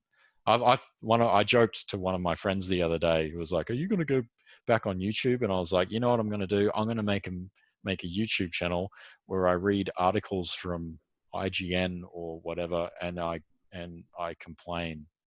But you got to make sure your video is 10 minutes and 2 seconds long to beat the algorithm. I'm gonna moan about Brie Larson being in a Star Wars movie, and then complain about SJWs when I'm actually one myself, because that's all I do. That's the new thing on YouTube. No, I've seen, man. Yeah, there are so many neckbeards that are out there that have these channels that it's like, I get tired of talking about it after like a day. Yeah, but it's like, oh, come on. There's literally no effort put into those channels. It's like, here's an article I found about someone being offended by something, and now I'm going to sit here and be offended. Okay, mate, whatever. I don't have any respect for those YouTubers, if you haven't noticed. But anyway, back to The Hunt. Apparently this was controversial. But it was okay for a dumb, silly, battle royale-esque type movie. Mm-hmm. You know, it was 90 minutes long. The opening's quite good because it starts with Emma Roberts, and I like Emma Roberts. You know, and I watched it, and then the people that you start this journey within the first 5 minutes aren't the people that you continue the rest of the film with, and I thought that was quite an interesting way to start the film. And you know, it's basically we've seen this movie before. You know, it's nothing new. It's just battle royales, you know, mixed with what is it? The greatest. Oh man, I should know. What is it? The like Hard Target and all those type of movies. You know, we've seen it. The World's Greatest Game or whatever it is, like that type of thing where it's just Most Dangerous Game or something. Most Dangerous Game. That was that the Ice Cube one? No, that was how did I forget the Ice Cube? Was Surviving the Game. Surviving the Surviving. Game. That was Ice-T. Yeah, you know, we've all seen, like, there was that Surviving the Game. Yeah, that thing where people are hunted for sport. That's all it is. It's nothing special. But if you want to, like, 90 minutes. Ready or Not just came out. That was the same thing. Oh, was it the same? I've not in a mansion. That. Oh, okay. But it was pretty good. Yeah, so that's pretty much 2020 for me. Done. Yeah, nice. It's pretty sad state of affairs when you look at the films that have come out. Artemis Fowl, Bloodshot, The Grudge. Did you guys see the oh yeah, 2020 of course Grudge? I'm gonna watch The Grudge. Yeah, that was pretty bad. The only thing I liked about it was the yellow lighting. Everything else was just bad. Although I'd say the TV series is a lot better. Talk about The Grudge. No, can you? Because I refuse to watch this thing. Have at it, Ray. Take the first shot. Yeah, go on. Oh, which one? The Grudge movie or this? Are we talking about the TV? We'll do both. Go. Yeah, start with the film because. Okay, let me pull up Wikipedia just so I can refresh myself. Let me pull up Wikipedia just so I can refresh my memory of what it was about. But okay. So with the American Grudge films, what number is this? Because it's 4. Because there was one called Rings from a few years ago, wasn't there? Yeah, that was the third Rings movie. Yeah, Rings. Yeah, like Rings. Yeah, so, I think. Yeah, I remember enjoying Rings better than this one actually. Yeah, there was the 2 Naomi Watts ones, and then Nothing for Ages, and then Rings, and then they're doing that thing where they've got to call it The Grudge. Why don't they just call it Grudge 2020 or something? I don't. Yeah. Because I think it was meant to be like, at least in the idea of the consumers, like a reboot of sorts. Although it didn't really reboot the story, but from what I read, I don't know. you guys can correct me if I'm wrong, but they tried to connect the canons of both the Japanese movies and the American movies. Apparently, they tried to with this movie. Right.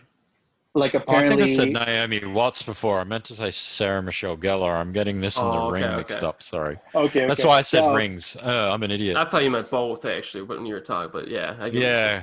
Sorry. My bad.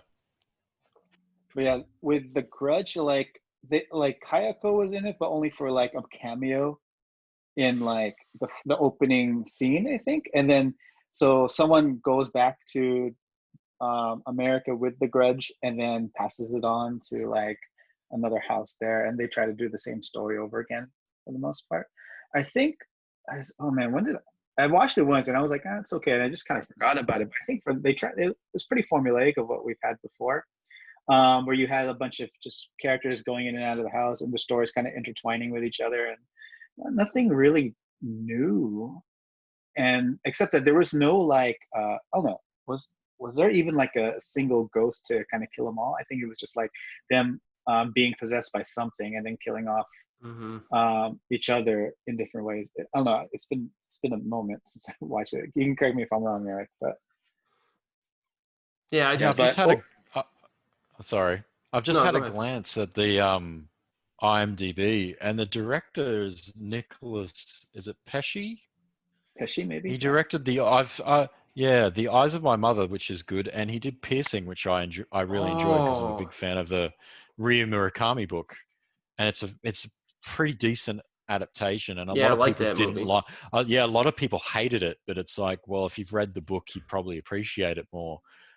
But the fact that he went from doing The Eyes of My Mother, Piercing, to The Grudge. Take that money, bro. What are you going to do? Oh, he needs to pay his bills somehow, I guess. Nobody saw Piercing. I like that one. That was a good flick. But Grudge 2020, yeah. I mean, it's exactly what you would expect. Very boring, hokey and lame, kind of lethargic, it felt to me, just kind of boring to watch. A lot of in-your-face imagery, some jump scares. I didn't like the finale. There were a few images that reminded me of Ring, though. Like, I thought they were confusing the franchise. It's like, if I remember correctly, there's a little girl who's like dripping wet, ghost, which you typically see in Ring instead of Ju-on. But, I don't know. I know this is mean. I'm sorry. I don't know how Lin Shaye gets work, dude. I cannot stand her as an actress. She is horrible in everything. The only thing I ever liked her in was like Kingpin, when she played the landlord lady or something. But, yeah. I think it was just one of those things. Because she's been doing like she's in all the Conjuring films. Yeah, D-grade horror movies for ages, and then she did the Insidious movies, and then she just from there has been getting more and more work. I mean, I haven't really seen her in a lot of things, to be honest. So, you want to give your thoughts about the TV show, Ray, real quick? I know you'll probably do a full review of it later, but yeah, I've been meaning to do a review, and I haven't done any review for like the past 4 weeks just because of stuff here. But anyways, yeah, I really enjoyed the TV series. Like, it kind of reset everything. Like, one thing I thought that was pretty creative. It's like in the first episode they said that, oh, did you know that the Ju-on movies are based off of real events, and this is this is an account of it. So basically, they try to play on the idea that the TV series features a story which the movies are inspired by, and that's why it's called Ju-on Origins. Although Ju-on Origins, the title, is much better than the Japanese name. The Japanese name is just called The Cursed House. Like Ju-on, The Cursed House. It was pretty lame. Ju-on Origin sounds much better from a marketing point of view. But anyway, so basically there's no Kayako or Toshio in the TV series, but what it does, what I think is pretty cool, is that throughout each of the episodes, there's always a TV playing with news reports that says like that details information about this murder or this incident, like anything from like the Tokyo gas incident, and even like they mentioned about a girl who was found cemented up in a drum barrel, oil drum. Sorry, those are all like real events that's happened, and those are probably some real clips that were broadcasted on TV. And what I like is that they try to play around with some of these events. Like, for example, I don't want to go to. Oh no, I know Eric has seen, but have you seen it, Corey? The TV No, series? I've not seen it. You can spoil it. Okay. I'm not gonna watch it. Like it does the same thing with the movies where you have a bunch of intertwining stories and they kind of connect in the end somehow. But like there are some characters that are obvious inspirations of from like these real events. Like one of the Emoto brothers, I forget which one it was. One of the Emoto brothers is in this, and he's in there not for too long, but he plays like this person who kidnaps this little girl and eventually kills her. But he's in it for like one scene and then another scene towards the end of the show. But anyway, his character is also inspired by an actual person, like of a true event, like that murder actually happened. Even there's a scene that involves taking, I know Eric mentioned in his review, cutting open a pregnant woman, taking something out, or taking the baby out, and then somehow there's like a telephone inside the pregnant woman. That actually happened too. Actually happened in real life. Like it's one of those unsolved mysteries. Like, how did the telephone get into the like? I don't know. There's all these mixed accounts as far as like what happened. So that's what makes it kind of a mystery. But they put all these inspired by true events, like all these scenes inspired by true events in the story to kind of play with the idea. Like, okay, this is this real story that inspired the movie The Grudge. And it still has those elements from the movies too, to kind of tie it in with the movie canon. So with all of that, I really enjoyed, not only like it kind of reset everyone's idea of what The Grudge like has become by giving it something new. Like there's no Kayako, there's no like well there is a female ghost who kind of just lingers in the background for most of the show, as you would have in typical J horror story. But I like the way they kind of play around with the idea that, hey, is this really based on these true events? You know, is it really? You know, they really do a lot of like playing back and forth with it. So that's that's one of the big things I really enjoyed about the Grudge TV show. Yeah, like overall, I really enjoyed it. Yeah, I liked it too. They really focus on like the depravity of humanity. Even some things that characters do, it gets a little nasty and mean spirited. And I think it kind of it added something a little different. I agree. The only thing that I had a problem with was that it didn't have, like, I'm used to watching Ju-on films where it's just kill, kill, kill, kill, and you have like a little story sprinkled in. So it didn't have like that fast pacing that I liked of the other ones. But in terms of resetting things and doing something new, I think it worked. How many episodes is this thing? It's like 3 hours really short. Long. Oh, yeah, right. It's really short. You can knock it out in a day. That's what we did. Yeah. Okay. Well, talking about like mini-series type things, and you mentioned the books earlier, Eric, Confessions and Penance. I rewatched Penance, and it's because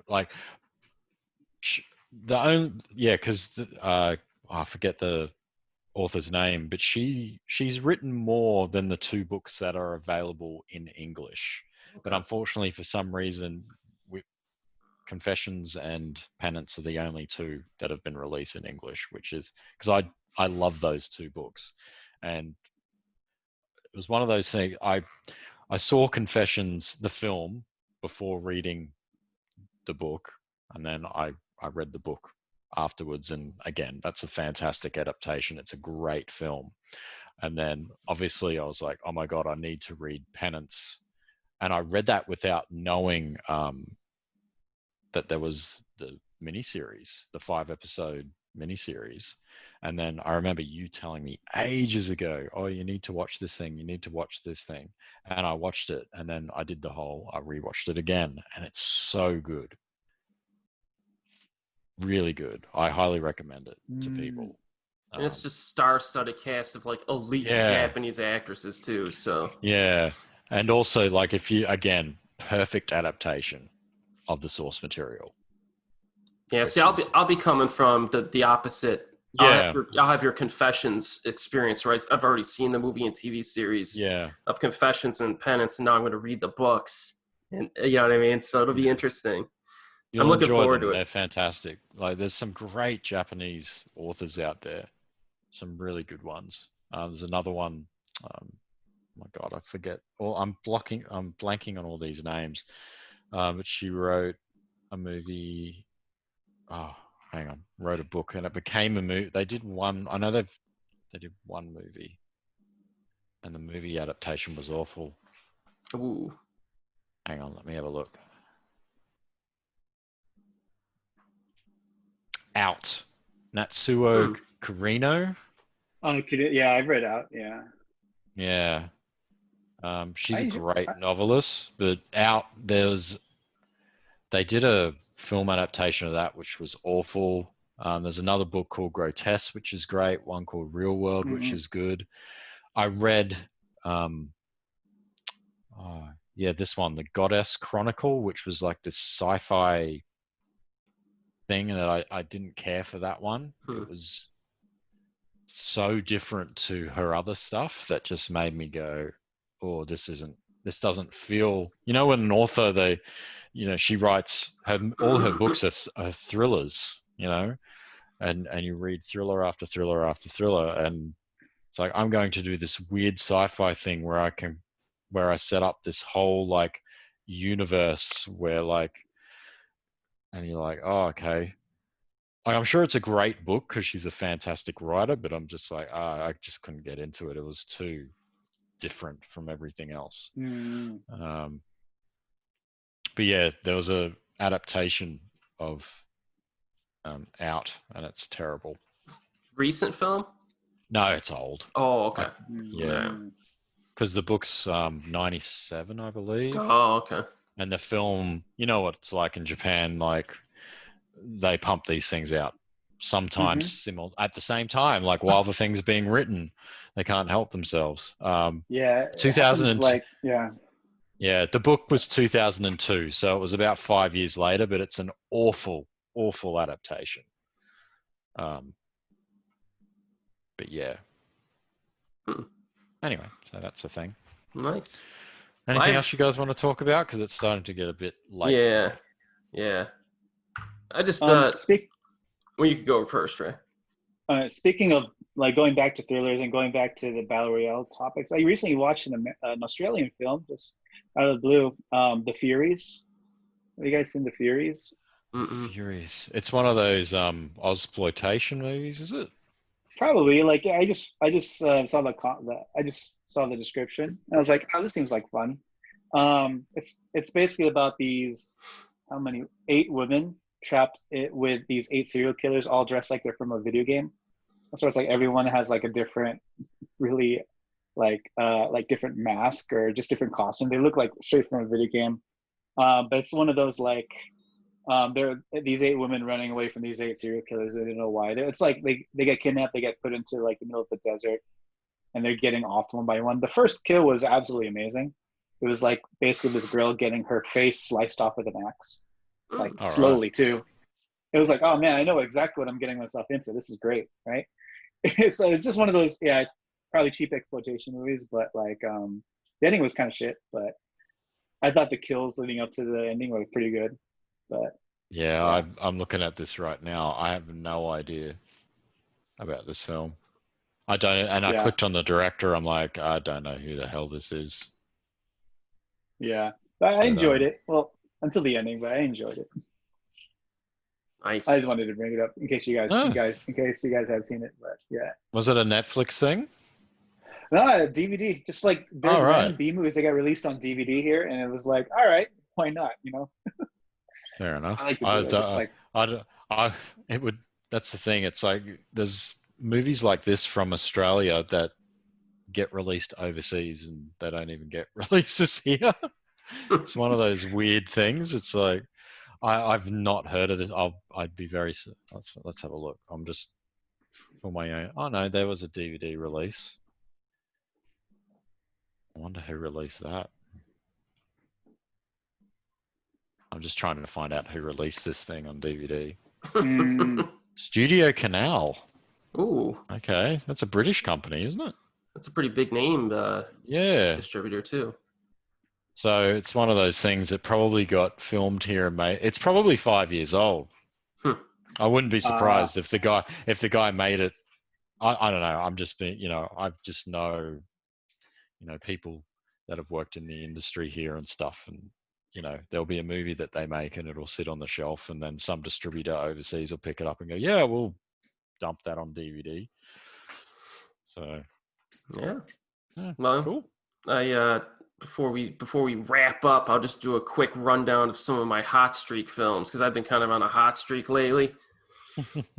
So I mean, just I saw some good Korean stuff. Time to Hunt was a good flick. Real badass thriller action flick about some dudes who rob an underground gambling den and they're hunted by a hitman. Beast Clawing at Straws is worth watching. That was a recent Korean flick. Vertigo, starring Woo Hee Chun, was pretty interesting. And then some of the Japanese stuff I saw outside of the film festival stuff I just did. Well, actually, one I want to point out is called Contora, which is a coming-of-age film that was great. 37 Seconds, which fans of Oasis should check out, because that deals with a girl with cerebral palsy, and it was really good. And that's some. And then another English language one I saw was The Nightingale, which was really good. Yeah, talking about Australian movies. Yeah, that was a good one. That was one of my top picks for 2019. Yep. Yeah, I remember that. Yeah, it's quite disturbing, that movie, in some parts. Yeah. It's got balance though. So I like it. I like that more than the Babadook, the other. Oh yeah, I agree. First film. Yeah, I think it's a much better film, but nobody embraced it. Nobody's seen it. People walked out of the cinemas because they were disgusted. So we want to support women directors, and that's a great movie, so we should be supporting it. So yeah, but it's got content that offends me, so I'm gonna get offended and leave, and then complain about it on Twitter, because that's how the world works now. Oh yeah, that's all we do is complain, especially here. So, but it's everywhere. It's everywhere. No, Why anyone would have Twitter is beyond me. It really is. All right, it was good discussion. Let me before we wrap up, I'll talk about just a few more of the films that I've seen too. Right. Just the last. I've seen mostly more anime movies the past few months in live action, or maybe I'm just remembering more anime movies. But one thing I saw in 2020 was the latest Yuasa movie, Ride Your Wave. Ride Your Wave is about. I've seen that too. Yeah, I enjoyed it. Like it's not as weird as Yuasa's typical work. But it has its kind of its bizarre elements to it. But I think what was it? It's about a surfer and a firefighter. They meet and fall in love. Something happens, and then something supernatural happens, and basically, I don't know. Have you seen it, Eric? No, not yet. I won't give it away then, but then again, it was like a key marketing point. But anyways, the relationship turns into more of a supernatural one, and the more they keep it, the longer they keep this relationship, the worse it'll get for one of these characters. But it has I think it's the most easily digestible out of all of Yuasa's movies so far. Like if you've seen Lou over the what's that? Lou over the wall. Over the wall. And, Night is Short, Walk on Girl. Yeah. Mind Game. Mind Game. Yeah, Mind Game. I think if you've seen Mind Game, there's the TV series Ping Pong, which is fantastic too. Yeah, Devilman Crybaby, and recently, was it Japan Sinks 2020? Yeah. Still need to watch that. Yeah. Yeah, I need to watch that too. But I thought that Ride Your Wave was most easily digestible out of all his movies, but it still had a good amount of him in it, and it had a lot of. I think this is the first US movie where I found myself kind of tearing up because of the emotional journey that these characters go through. So I really enjoyed Ride Your Wave. I have a theory about Ride Your Wave, Ray. Yeah? Because he's one of my favorite animation directors from Japan. Mm-hmm. I love Night is Short, great. Walk on Girl is fantastic. Mind Game's great. Yeah, Ping Pong, the animation, that series that he did was awesome too. Mm-hmm. I think he took a bet, and I think somebody said to him, I bet you can't make a movie like Your Name or Silent Voice. And he said, yes, I can. Give me a weekend and I will make one. And he did it as a bet, and he just to prove a point that he can make one of those, that type of, Mm-hmm. like you said, easily digestible, mainstream, Mm-hmm. tug at the heartstrings Japanese animes. I think he did that as a dare because somebody didn't think he could do it, and then he did it over a weekend and proved that he could, and he could do that in his sleep. But I thought the movie was, there were moments where I was like, for that type of film, he does a very good job, but compared to the rest of his filmography, it's the worst thing he's done, in my opinion. Yeah. Because he's just so different and weird, and his stories are just crazy and very memorable. And then for him to go make such a mainstream thing, I think part of me thinks it was intentional. So I wouldn't be surprised. Yeah. yeah. What else did I see? Children of the Sea, based off of a manga. This is definitely one of the more different movies I've watched. Like it starts off making you think that you're gonna watch something like a Ghibli movie of sorts, and then it goes into like these whole existential themes, like what is humanity, like why are we here, how are we born? But basically, Children of the Sea, it's about this girl who she is kind of a misfit. She doesn't get along with her family. She gets in trouble at school, so she spends the summer working part-time at her dad's aquarium, which I think is inspired by an aquarium that's like 30 minutes up the road from me. But what is it? In there, she meets like these two boys who also work there, and then since that time, she's experienced this weird supernatural events that involves creatures of the sea, like whales and stuff, like being closer as far as she feels a much stronger bond with these creatures. I think that's how it starts, but then it goes into like this weird territory that I don't know. When I made my review, a lot of fans of the source material was like, you just don't understand. You have to it's like one of those where it has that kind of family. It's like, you just don't. You gotta appreciate. You just don't get you it, man. Don't get it. Yeah, you just don't get it. It's like, it's one of those movies. Like I think it's like you can ride along with it, like to the direction it goes. It's weird like philosophical questions tries to dump on you, especially in the final act. It's like the whole last final 30 minutes was like it's just like its own movie. It's like I felt like I wasn't watching the same movie as like what built up into that point. But yeah, Children of the Sea is the name. I also watched Penguin Highway.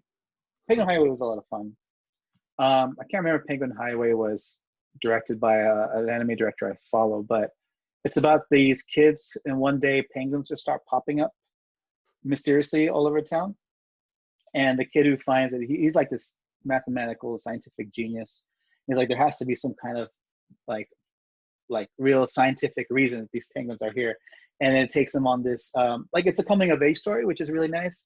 And he gets to like what is it? And it's also it combines that with a lot of not Alice in Wonderland, but like what is it?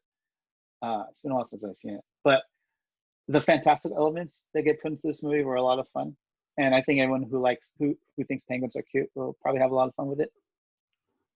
But is it as good as Happy Feet? It's not as musical, but Happy Feet, directed by the man who gave us the Mad Max movies. Yeah, right. What else? One thing. Oh, the most recent anime movie I've seen was A Whisker Away, which can be found on Netflix. I think that movie, like, I plan to do a review on that too, but that movie I think was intended for a theatrical release, but because COVID hit, they basically sold the rights to Netflix to make it a Netflix original. So you can catch it on Netflix right now. But it's basically about this girl who doesn't fit in, and basically she has this crush on this dude in her class who's like cold-hearted kind of, and that cool kind of stereotype, right? But she puts on this mask and she gets transformed into a cat, and her crush absolutely loves her as a cat. But so at night she transforms to a cat so she can be with her crush. But the more that she turns back and forth into a cat, the more she kind of loses sight of like the what exactly is she as a cat, what exactly is she as a human. She starts to lose those kinds of boundaries, if you will. Like she starts to lose that distinction. between her two selves. And it dives into like this Alice in Wonderland kind of story. You get to actually go into like this fantastical world where you get to meet these cat characters. So as far as like a fantasy story, it worked really well for me. But as far as a romantic story is concerned, it was pretty shitty. Is Lenny in there? Is Lenny in that movie? Lenny. Could be. I think I saw my cat in there, but there's a lot of cats in this movie. Is there a lot of cats. is it similar to The Cat Returns?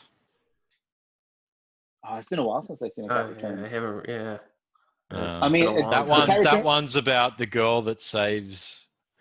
She's a teenage schoolgirl. She saves some cat from being hit by a car, and then he turns out to be the prince of cats. And then she gets taken to like the cat kingdom, and then she starts slowly turning into a cat, and then the king wants her to marry the prince.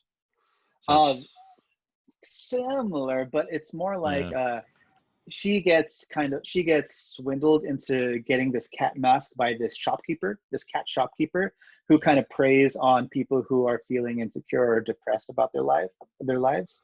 And so he does it with the intent, basically, as they become more reliant on these masks, they don't want to be human anymore. So he kind of uses that to say, let me get your humanity, and let me, because there's a cat who wants to be a human out here, and that's kind of where a lot of the struggle towards like from the second act, that's where a lot of it originates from.